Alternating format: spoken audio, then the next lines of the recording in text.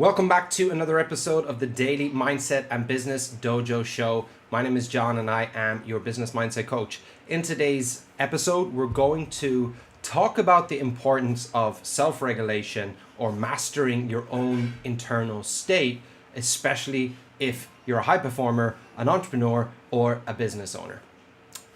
To give it some context, let's look at it first of all from from a theory perspective and explore, why it's important that we learn to master our own state.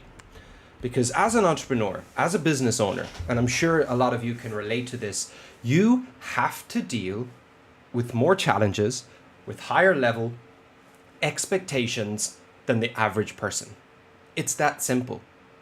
Because once you start to climb the ladder, right, your own ladder to your highest potential, whether that be career, whether it be business, or whether it be in your personal life where you're pursuing higher versions of yourself, you're going to take on more increased expectations.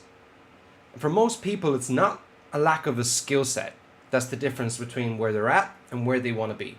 It's the extra pressures and expectations that need to be managed as a result of that progress. So let's look at it from a practical standpoint of, let's say you're self-employed, you're by yourself, and yes, there's lots of moving parts, right? There's lots of things you need to be focused on and worry about on a daily basis. But now you want to start to scale and you want to start to add in team members. Now you've got more responsibilities.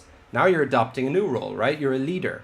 You're responsible for their income. You're responsible for their livelihood. So the higher you go, the more expectations you carry, the more it's going to put stress on you as an individual. And it's going to be your ability to manage that, it's going to be your ability to regulate that, that's going to determine if you're successful or not. Why? Because if you don't learn to manage it, you're going to self-sabotage. The pressure is going to build and it's going to get to a breaking point where you do something that is destructive, whether that's your business or whether it's your relationship or whether it's your health. Because you're looking for ways to self-soothe, to deal with the high levels of stress, anxieties and pressures, then we usually go to things that don't serve us. Why? Because we haven't filled our own cup first. We haven't done things to ensure that we're capable of managing those expectations and pressures. Because the problems don't go away when you grow. Some people think that, okay, once I start to grow, make more money, my problems are going to go away. What happens is you now have higher level problems. You have higher level problems that you need to deal with and manage. And that's going to require a more resilient version of you.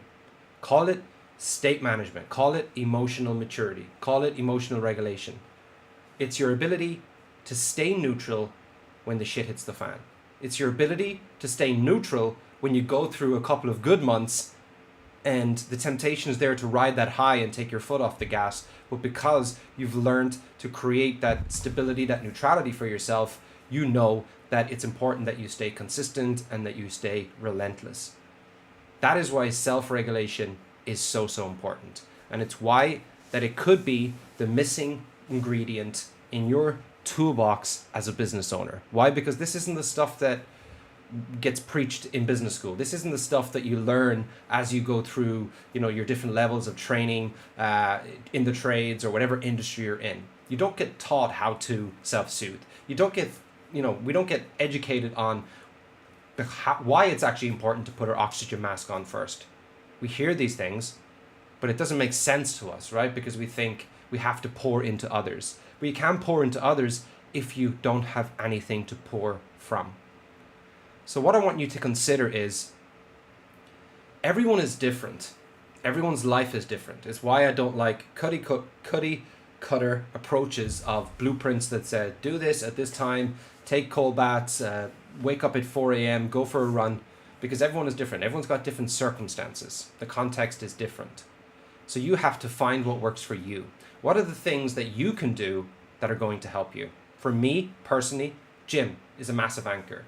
Journaling is a massive anchor. When I do breath work, I typically manage my own emotions better. Getting the right amount of sleep. Having intentional time with my wife and with my son or with my friends. These are the things that help lift me and make sure that my cup is full.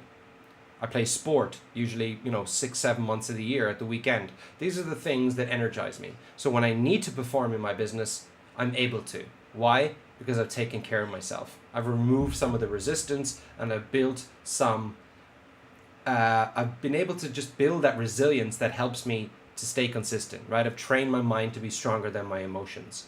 I can stay in that mindset neutrality or emotional neutrality. So what would that be for you?